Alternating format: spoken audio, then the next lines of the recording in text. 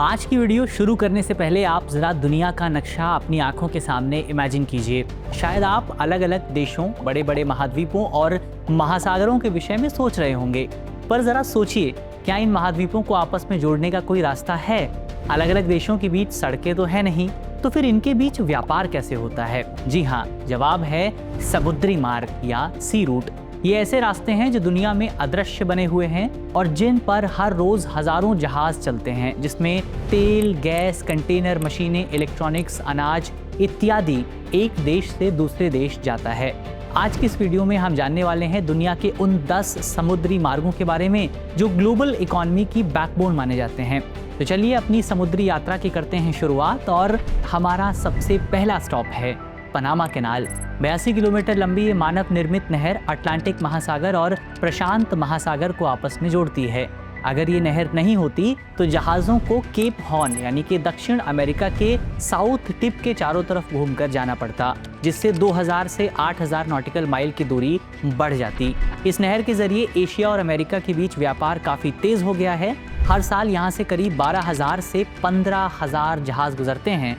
इस नहर से कोयला, मिनरल्स, क्रूड ऑयल, केमिकल जैसी चीज़ें एक स्थान से दूसरे स्थान पर जाती हैं।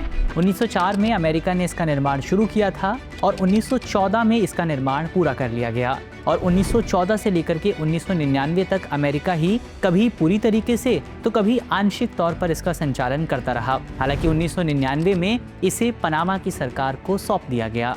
इस रूट से जहाज़ों के आवागमन के लिए लॉक सिस्टम का इस्तेमाल किया जाता है। ऐसा इसीलिए क्योंकि अटलांटिक महासागर और प्रशांत महासागर दोनों की ऊंचाई में थोड़ा सा अंतर है और इसीलिए इस सिस्टम का इस्तेमाल ऊंचाई प्राप्त करने के लिए किया जाता है। इसके अलावा जलवायु परिवर्तन कैनाल के लिए एक बड़ा खतरा पैदा कर रहा है, क्योंकि पनामा कैनाल का संचालन गेटून झील पर निर्भर करता है और जलवायु परिवर्तन के कारण इस झील के पानी में काफ़ी कमी आ रही है। हमारा दूसरा पड़ाव है स्वेज नहर।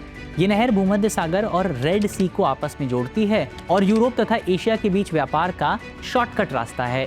इसके साथ साथ ये नहर अफ्रीकी महाद्वीप को एशिया महाद्वीप से भी अलग करती है। इसकी लंबाई करीबन 193.3 किलोमीटर के आसपास है।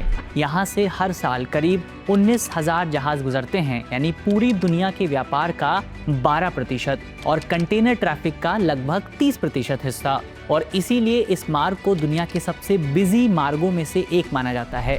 यहीं से एशिया और मिडिल ईस्ट का तेल यूरोप पहुंचता है।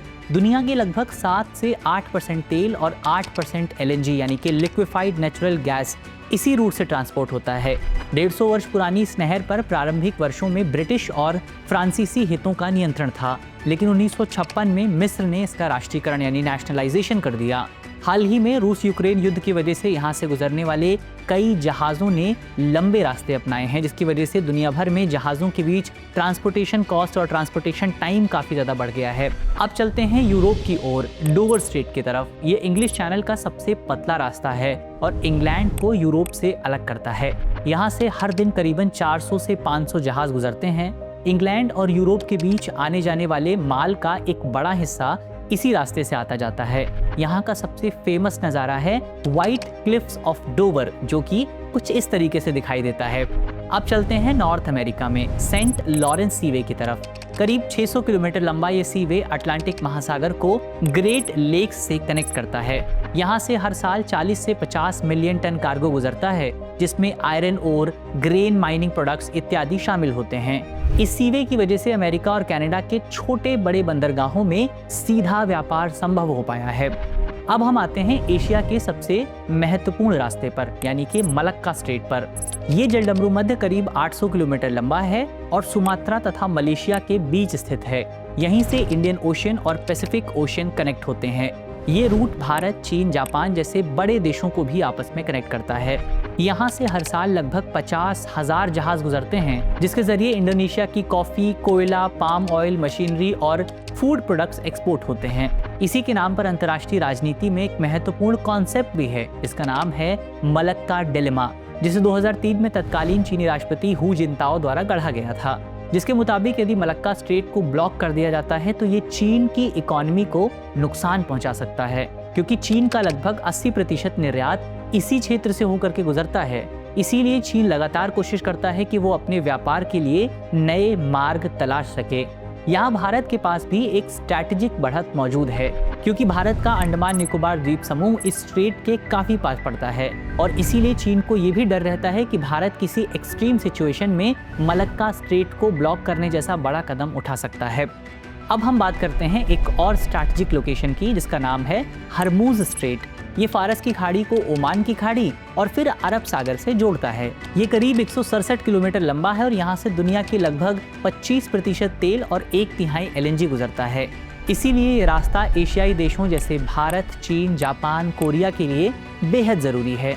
अब इस मार्ग की लंबाई तो ज़्यादा है, लेकिन इसकी चौड़ाई काफ़ी कम है, लगभग 33 किलोमीटर के आसपास, जिसमें से केवल 3 किलोमीटर का रास्ता ही नेविगेबल है। इसीलिए यहाँ से गुजरने वाले जहाज़ एक ट्रैफिक सिस्टम को फॉलो करते हैं ताकि आपस में टकराव से बचा जा सके। अब हम बढ़ते हैं यूरोप और अफ्रीका के बीच मौजूद जिब्राल्टर स्ट्रेट पर। ये अटलांटिक महासागर को भूमध्य सागर से जोड़ता है। इसकी चौड़ाई सबसे सकरी जगह पर मात्र 13 किलोमीटर है। यहाँ से जहाज यूरोप, अफ्रीका और अमेरिका के बीच सफ़र करते हैं। ये इलाका बर्ड वॉचिंग के लिए भी फेमस है, क्योंकि कई प्रवासी पक्षी इसी मार्ग का इस्तेमाल करके एक स्थान से दूसरे स्थान पर जाते हैं। अब हम चलते हैं स्कैंडिनेवियन रीजन में डेनिश स्ट्रेट की तरफ। ये स्ट्रेट बाल्टिक सी को नॉर्थ सी से कनेक्ट करता है। यहाँ से हर दिन करीबन 3.2 मिलियन बैरल तेल गुजरता है, खासतौर पर रूस के एक्सपोर्ट के लिए। पहले ये डेनमार्क का आंतरिक जलमार्ग हुआ करता था और 1857 में कोपेगन कन्वेंशन ने डेनिश स्ट्रेट को एक अंतर्राष्ट्रीय जलमार्ग बना दिया था। अब चलते हैं तुर्की में, यानी कि बॉस्फोरस स्ट्रेट की ओर। ये ब्लैक सी यानी कि काला सागर को सी ऑफ मरमरा से जोड़ता है। इसकी लंबाई सिर्फ 31 किलोमीटर है और कुछ हिस्सों में इसकी चौड़ाई केवल 730 मीटर ही है। इसीलिए यहाँ नेविगेशन थोड़ी मुश्किल होती है। यही रूट रूस, यूक्रेन जैसे देशों के लिए दुनिया के बाकी हिस्सों तक पहुँचने का रास्ता है और फरवरी 2022 में जब से रूस यूक्रेन युद्ध की शुरुआत हुई है, तब से यहाँ से गुजरने वाला व्यापार काफ़ी ज़्यादा प्रभावित हुआ है। आखिर में बात करते हैं ट्रांस पैसिफिक रूट की। ये रूट एशिया को अमेरिका और साउथ अमेरिका से जोड़ता है। यहाँ से इलेक्ट्रॉनिक्स, टेक्सटाइल, मशीनरी जैसी चीज़ें एक्सपोर्ट की जाती हैं या ट्रांसपोर्ट की जाती हैं। इसमें 2 हिस्से हैं। पहला है नॉर्थ पैसिफिक रूट, जो कि चीन, जापान, कोरिया को अमेरिका और कनाडा से कनेक्ट करता है। दूसरा है साउथ पैसिफिक रूट, जो कि साउथ ईस्ट एशिया और ओशियानिया को साउथ अमेरिका से जोड़ता है। तो दोस्तों, ये थे दुनिया के 10 सबसे महत्वपूर्ण समुद्री मार्ग जिनके बिना ग्लोबल ट्रेड की कल्पना नहीं की जा सकती। अब आप हमें कमेंट करके बताइए कि इनमें से कौन सा समुद्री मार्ग आपको सबसे ज़्यादा इंटरेस्टिंग लगा। और हाँ, आपको अगर वीडियो पसंद आई है तो चैनल को सब्सक्राइब करना मत भूलिएगा।